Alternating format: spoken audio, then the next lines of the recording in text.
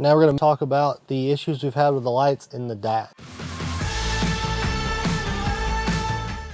So in this dash, there are 4 different lights. There's the light for the speedometer, the light for the clock, the light for the tach, and the light for the AC and heat controls.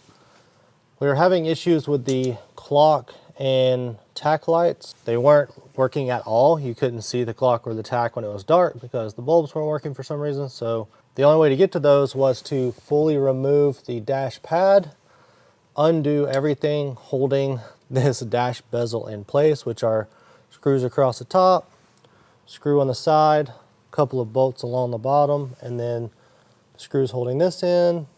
And we also had to drop the steering column to get it to where we could pull the dash bezel forward. Thankfully, the issue on those was that it appeared to be just a bad bulb.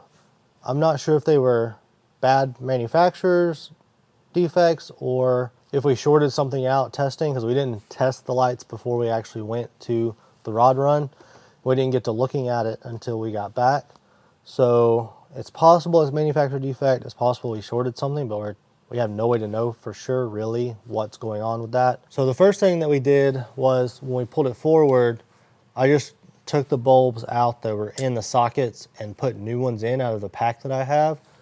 And then we hooked the battery up and pulled the light knob to turn them on, and everything's working now. All the lights are working. So like I said, I don't know what caused those bulbs not to work when we put them in the first time, but everything's working now. So thumbs up on that.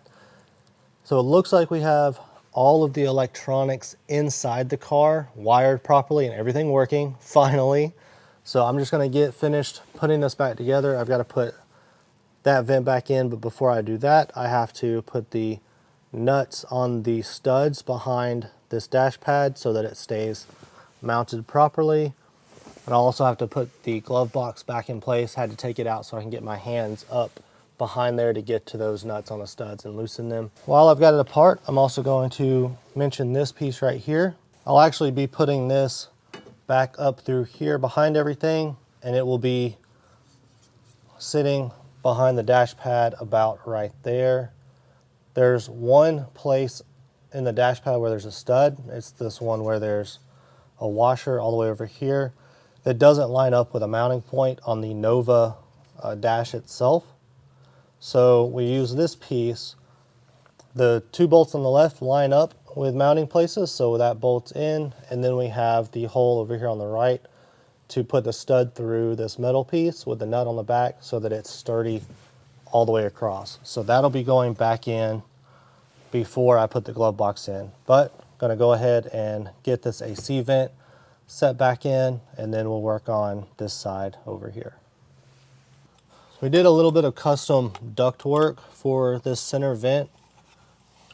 The way the vintage air kit is set up is there's actually supposed to be 2 separate places for ducts to mount to the back of this center vent, but we made it a single entry because we didn't want that many pieces of ductwork going behind the dash. There's just already so much stuff back there, especially since the gauge cluster is not made the same way a Nova one is. It takes up more space the way that the gauges are sunk in, the speedometer and the tach.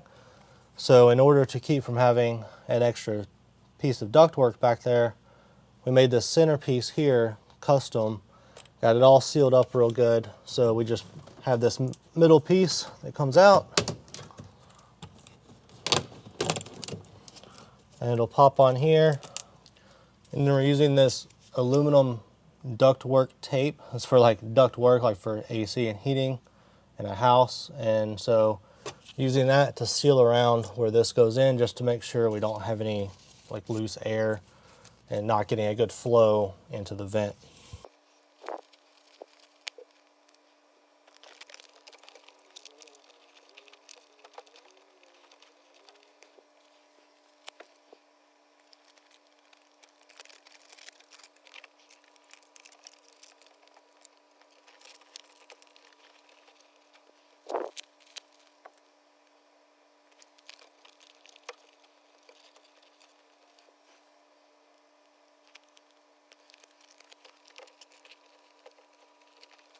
That should be sealed up really good. So now we'll just slide this back in place, and put the screws in, and then the vent will be reinstalled.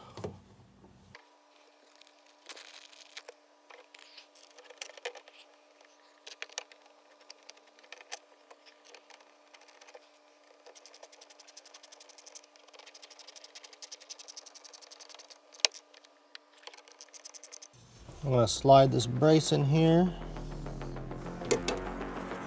and get it up here on the studs, the dash pad.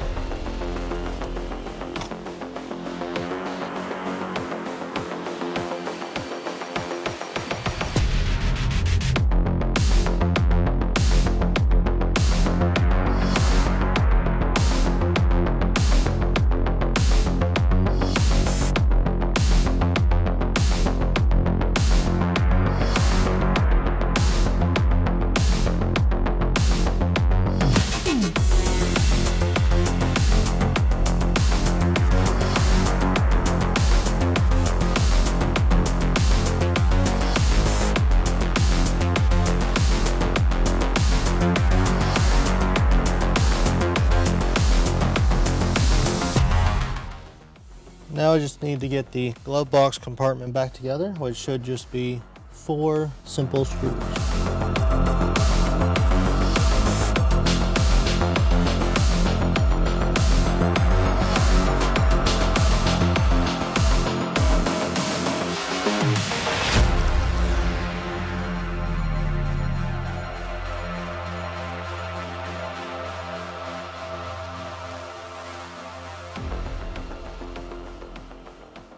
You don't want to tighten these too much because it's going through the plastic of the Vintage Air glove box compartment. If you're using the Vintage Air kit for this piece, you can also still use the factory style glove box compartment as well.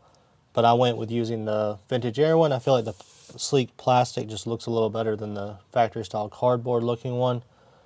But if you go too tight with these screws, you will strip through the plastic and they won't tighten up anymore. So you just want to get it nice and snug.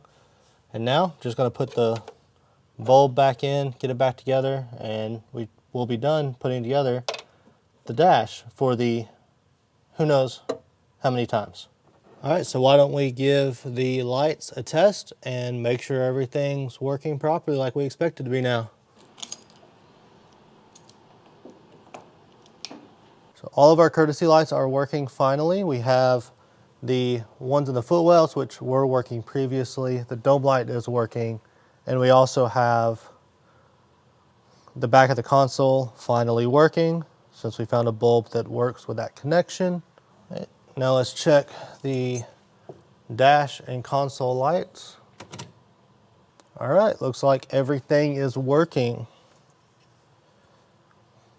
We have all 4 lights in the console gauges, and all 3 lights in the dash, and also the light for the AC and heat controls. I think I should turn off the lights in the garage real quick and get a good look at what this will look like in the dark. I'm expecting it to look really nice.